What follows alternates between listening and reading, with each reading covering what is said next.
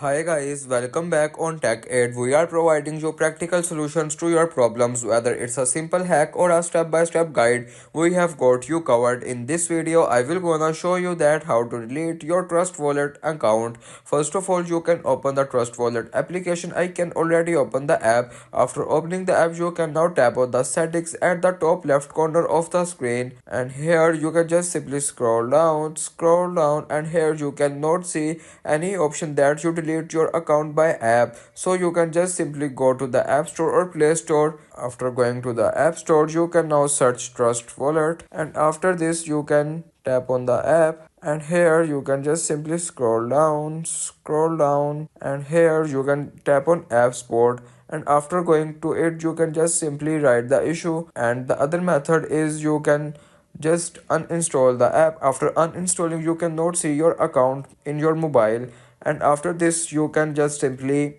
email the support at the rate trustwallet.com and write the issue and to delete your account. And it is the way you can delete account on Trust Wallet. If you want to keep your online activity private and access to restricted contents like I do, trying using a VPN. It's secure, easy to use, and makes a browsing safer. The link to buy is in the description below.